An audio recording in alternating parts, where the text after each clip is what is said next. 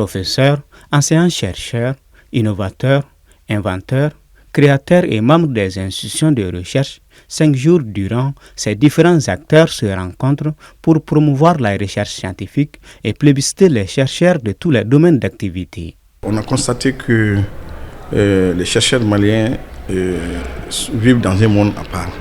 Parce qu'on ne les connaît pas, la population ne les connaît pas et le plus souvent on n'est pas connu même par nos entreprises.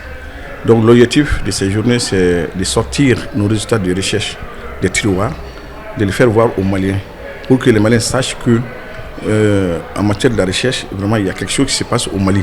Les chercheurs maliens, vraiment ils sont à pied d'œuvre et il y a beaucoup de résultats qu'ils ont trouvés mais qui ne sont pas connus de la population malienne. Le deuxième point c'est aussi de présenter nos résultats de recherche aux utilisateurs des résultats de la recherche, notamment les entreprises qui sont là, maliennes. Et ils ont des besoins, mais on n'arrive pas à se parler pour savoir quel est le besoin de l'entreprise et qu'est-ce qu'on peut faire en matière de la recherche pour aider les entreprises. Objectif, faire des recherches scientifiques le socle d'un véritable développement économique. Tout pays qui se développe doit passer par la recherche obligatoirement. Normalement, c'est à partir de la recherche que le développement vient. Tout ce que la plupart des technologies que nous utilisons viennent de l'extérieur. Donc, c'est à partir des travaux d'autres personnes. En général, c'est des technologies qui ne seront pas forcément adaptées à nos réalités. Si nous, au niveau de la recherche, donc nous pouvons faire la recherche pour vraiment adapter nos recherches à la réalité de nos pays, donc ça peut amener le développement. Quand on va en Asie, par exemple, au départ, on était avec la roue, la petite roue, mais avec le développement de la technologie, donc on est venu jusqu'aux petits tracteurs vraiment qui permettent vraiment d'avoir un rendement beaucoup plus élevé. Qui dit recherche médicale dit amélioration de l'état de santé de la population.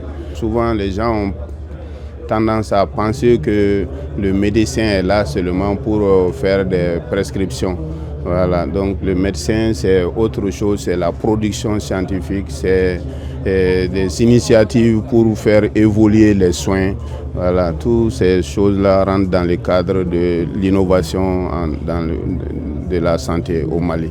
Parmi les résultats, certaines recherches ont permis de transformer en combustible les résidus agricoles et les déchets forestiers. Comme vous voyez ici, en briquettes combustible et aussi en charbon. Donc comme vous le voyez, et pour la cuisson propre et pour les industries en général qui utilisent le bois. Parce qu'aujourd'hui, le but c'est pour freiner carrément la déforestation.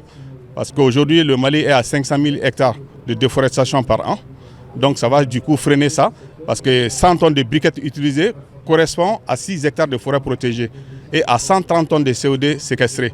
Donc par rapport au réchauffement climatique aussi, ça va aussi vraiment nous aider au niveau du réchauffement climatique. Visibles sous les stands d'exposition, de véritables innovations au service de la performance économique témoignent des résultats des recherches scientifiques.